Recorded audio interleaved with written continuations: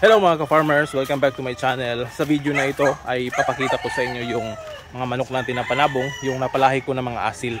So merong nag-request nito na yung mga alaga nating mga crosses ng game fowl at saka asil ang ipapakita naman natin dito sa video. So hindi man lahat, pero most dito is crosses talaga ng mga asil. So yan, umpisa na natin. So ito mga ka-farmers, yung isa sa mga palahi o anak ng ating asil na abuhin. So yan. Ito, ang ganda ng sukat ng pangangatawan nito. Ang tindig, maganda rin. So, ang hipo niyan mga ka-farmers, bultong-bulto yung pangangatawan nito. So, kuhang-kuha talaga niya yung pangangatawan ng kanyang ama na may dugong asil. So, yung ina nito is Milsim's Hatch na itim. So, yan mga ka-farmers yung nagiging resulta. Dalawang magkapatid ito. Nandun yung isa, papakita ko sa inyo mamaya. So yan yung nagiging resulta sa crossbreed natin ng yung abuhin na asil at saka game fowl na inahin na Milsim's Hatch. So ang nagustuhan ko talaga dito is yung hipo niya. Bultong-bulto yung pangangatawan nito. Hindi pa ako nag-inject nito ng yung B-complex, pero yung pangangatawan niya is parang batong-bato na. So yun yung inaasahan natin sa pagbibreed ng mga asil na nakakross sa game fowl. So makukuha talaga nila yung yung karakteristik at saka yung hubog ng katawan ng magiging anak nila. So matibay din ito mga ka-farmers. Noong kasagsagan ng ulan ay dito lang ito, palaging nababasa ng ulan. So di naman sinisipon. So yan, napaka sigla naman ng manok natin. So ang edad dito is nasa mga magsi 7 months na.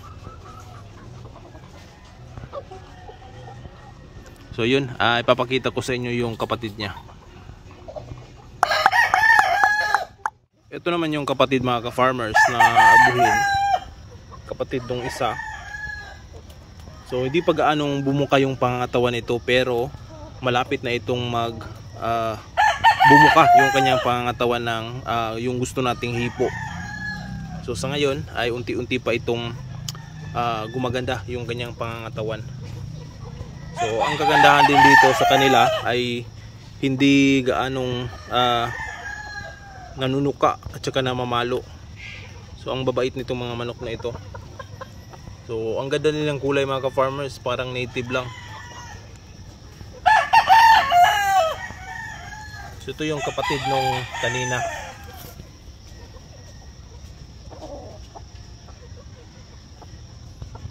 Asil talaga yung kanilang mga forma. So na-try ko na itong mas spar mga ka-farmers, pero konti lang or saglit lang dahil baka mabinat yung kanilang mga paa at saka mapilay.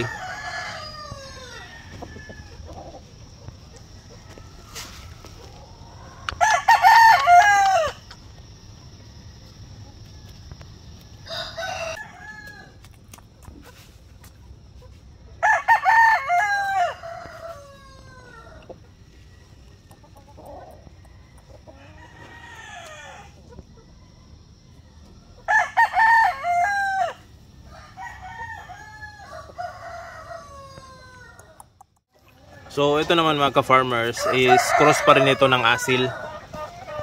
So katatali ko lang nito, siguro mga 1 linggo pa. So medyo sanay na siya dahil nung nandun pa siya sa dumping pen ay nilagyan na natin ng panali. So ang ina nito is white kelso at yung ama naman nito is asil na yung puti natin. So yung forma talaga niya is parang asil, pero hindi na gaanong itsura ng asil or forma ng asil. Ang tangkad nito mga ka-farmers, napakahaba ng mga paa. Ewan ko na lang kung papalo ba yung mga manok na ito.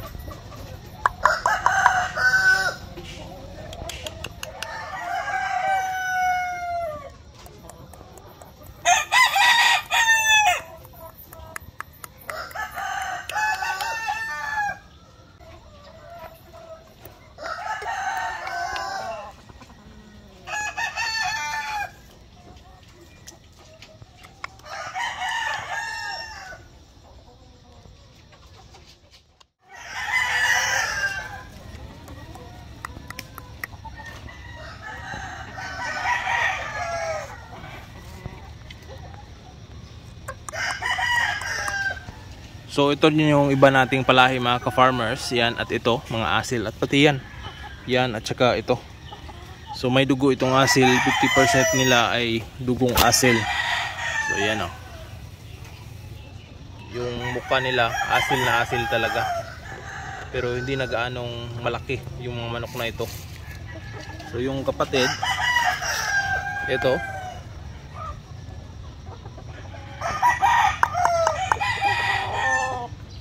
So asil yung pangpormahan nito mga ka-farmers. Pero sa tingin ko ang lalakas mamalo nito dahil yung hugis ng kanilang katawan.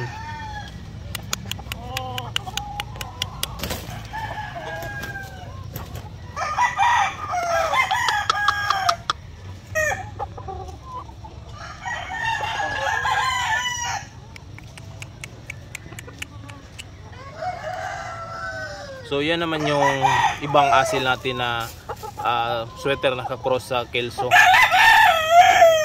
Sweater nakakross sa mga asil mga farmers.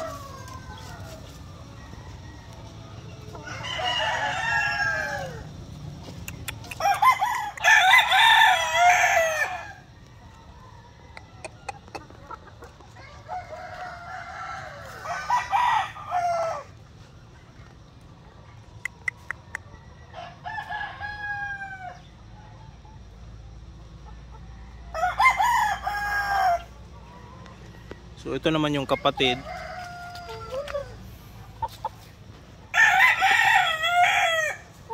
Ayan yung kapatid niya.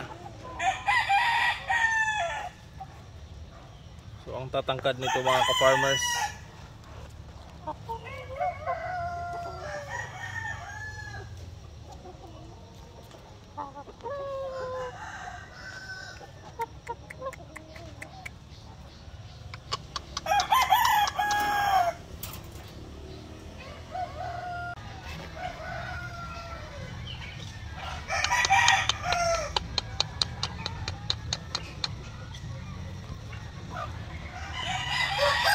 So yan naman yung isa sa mga white kelso na nakakross sa asil natin na stag.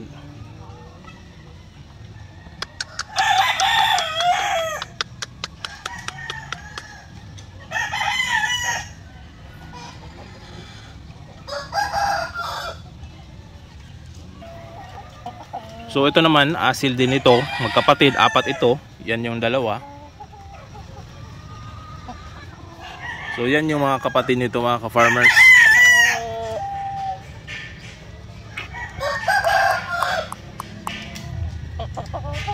Asil looking talaga yung mga itsura nila. Pati ito.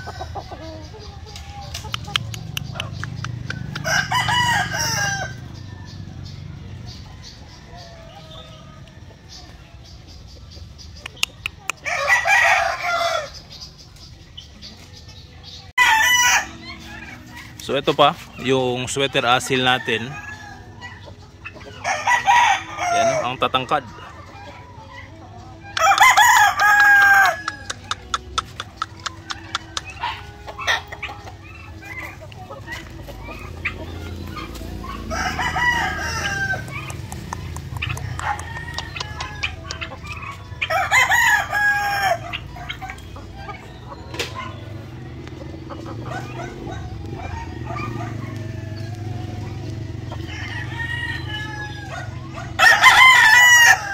Ito naman yung isa.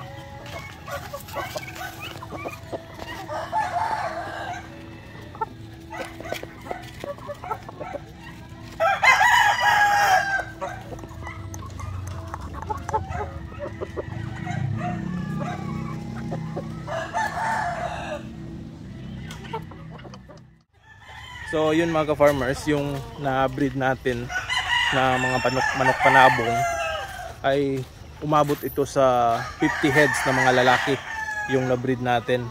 So yung mga may halong asil siguro nasa mga 30 pieces yata yung merong asil na may halong asil. So yung mga natira ngayon ay dahil nagsiselect tayo ng yung mga merong hindi natin nagustuhan or depekto ay hindi na natin, kinatay na natin at binenta na natin noon. So yung natitira dito is nasa mga around 30 na yata lamang na mga stag. Di pa kasali yung mga old ko na mga asil, yung mga matatanda ng mga asil. So siguro mas 30 pieces yung stag. So nagpapakain ako ng mga manok ko dito. Sa isang kainan o sa isang araw, mauubos nila yung 3 kilo na patuka. So ganun kalakas kumain yung mga manok natin kahit na regular lang yung binibigay natin. So napakagastos talaga, 3 kilo yung mauubos nila araw-araw. Kung may tatanong nyo mga ka-farmers kung ano nga ba ang purpose natin kung bakit nagbe-breed tayo ng ganito. So isang rason yan mga ka-farmers is para ma-upgrade yung mga game fowl natin na tumangkad, dahil yung mga game fowl ko dito is napakababa na talaga dahil sa pag-i-inbreed sa kanila. So para ma-upgrade sila at bumalik yung kanilang tangkad, at saka yung isa sa mga bagay din mga ka-farmers kung bakit hinaluan ko ng asil yung mga manok panabong natin is yung health nila. So talagang subok na sa panahon itong mga asil, hindi madaling magkasakit. So yung nakaraan nga, yung may bagyo ang lakas talaga, yung iba dito is basang-basa sa ulan, laging basa, siguro 3 kasunod na araw yun. So walang tipi na sinisilungan. At yun, maganda naman yung naging resulta, yung mga manok natin hindi nagkakasakit. So ganun katibay yung mga asil sa mga sakit, sa sipon man yan or sa halak, hindi masyadong tinatamaan yung mga asil. So yun yung isa sa mga bagay na gusto nating i-infuse doon sa mga game fowl natin ng manok o manok panabong natin para gumanda din yung kanilang health. So yun lamang sa video na ito mga ka-farmers, at sa susunod na naman papakita ko na naman sa inyo yung next video na naman, sa ibang video na naman ipakita ko yung iba nating mga manok dito sa ating manukan. Alright? So yan rin mga ka-farmers, white kelso sa asil. So ang tangkad ng manok, yan yung itsura oh.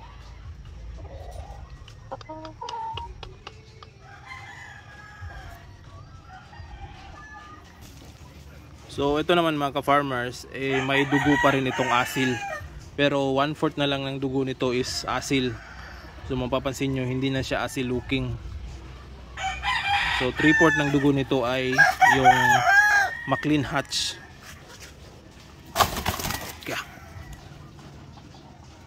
So yan, matapang na. Matapang na ang loko.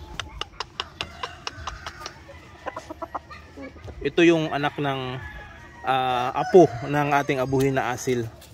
So yung anak ng abuhin natin, ang ama nito.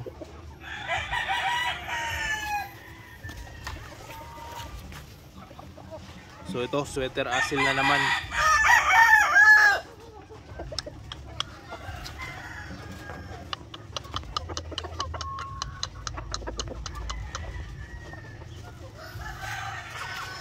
So yan, white kelso asil. Same dito. Tsaka ito, may dugong asil pa rin. Yung mga itim is pure na mga game fowl talaga yan. So ang mababa lang talaga yung kanilang mga tindig. At saka dito, meron pa tayo.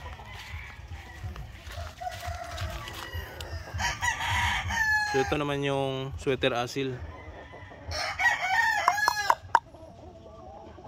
Ang ganda ng katawan nito mga ka-farmers.